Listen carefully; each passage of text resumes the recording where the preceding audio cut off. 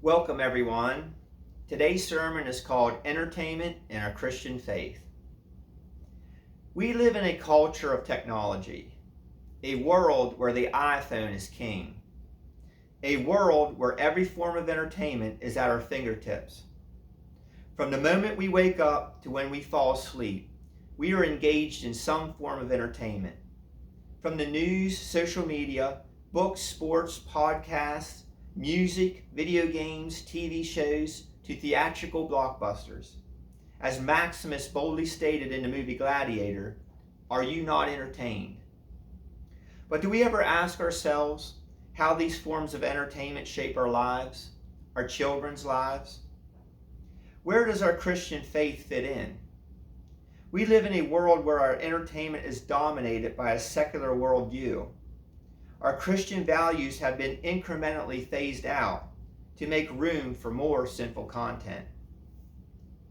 The Bible states that Satan is given dominion of the earth, and it shows. But many are quick to blame God, but not his adversary. News stations lie and divide us. They brainwash and mold their viewers to their bias and political agenda. They pit the rich against the poor, women against men, and one ethnicity against another. They put us into groups like animals, and they condition us to be useful puppets in their propaganda machine. They blind us with hate to keep us from seeing the truth, tearing down our Christian values in the process. They have perverted the definitions of feminism and racism. The New Age feminist has evolved into an entitled man-hater, claiming masculinity is toxic. It's a world where Mr. Potato Head is offensive.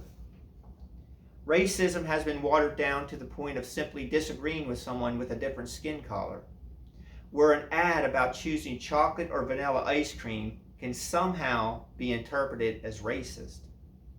It's a world where if your opinion doesn't align with theirs, then you are the enemy. Luke 6:27-28 reads, "But to you who are listening, I say, love your enemies, do good to those who hate you, bless those who curse you, pray for those who mistreat you." Our books and television shows are filled with violence, drugs, offensive language, and sexual perversion. Books with detailed illustrations on how to perform homosexual acts sit on the shelves of our elementary schools, while books about Christianity are fleeing by the day. Entertainment giants masquerade as friends of diversity only to secretly divide us. They teach group thought, eliminating the free-thinking individual. They confuse our children, teaching that gender is a social construct, when science and the Bible both agree that there's only male and female. Genesis 1:27 says, God created man in his own image, in the image of God. He created him.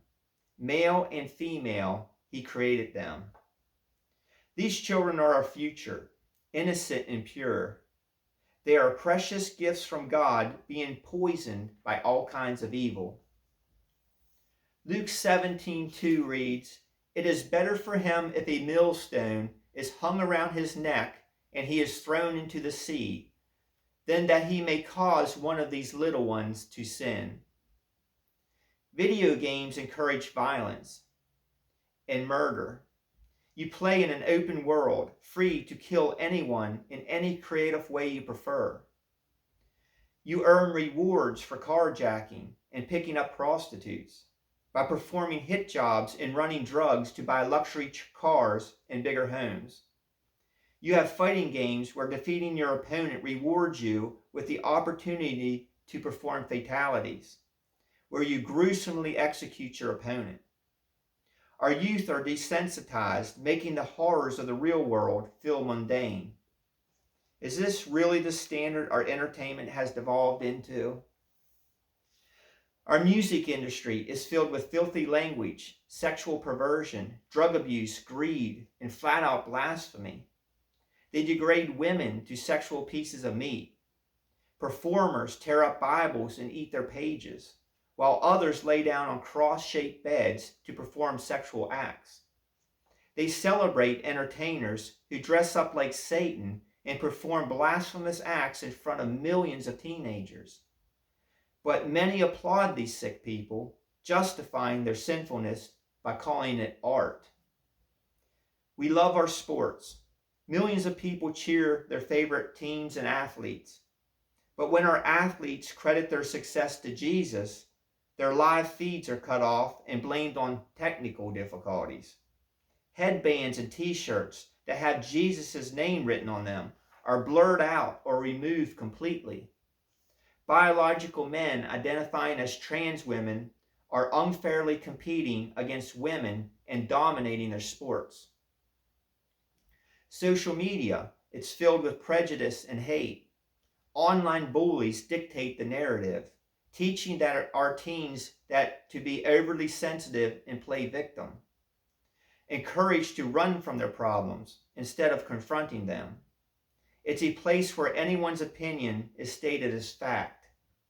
Popularity is measured in likes and retweets.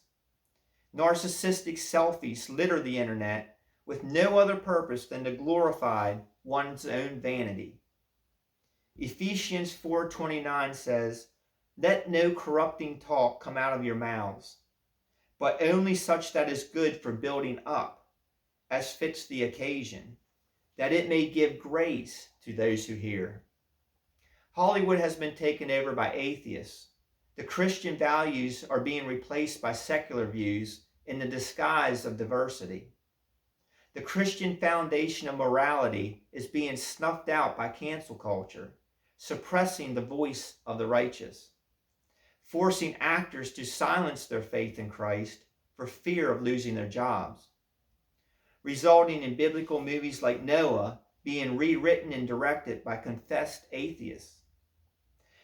Where do we draw the line? When do we draw the line? When are we going to wake up and realize that Satan is the enemy?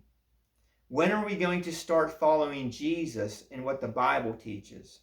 To love one another and to turn away from sin, to see every person for how God intended, not by their gender, race, social or economic status, but by their character and as an image bearer of God. If you can't see where these sins are leading us, then you are truly lost.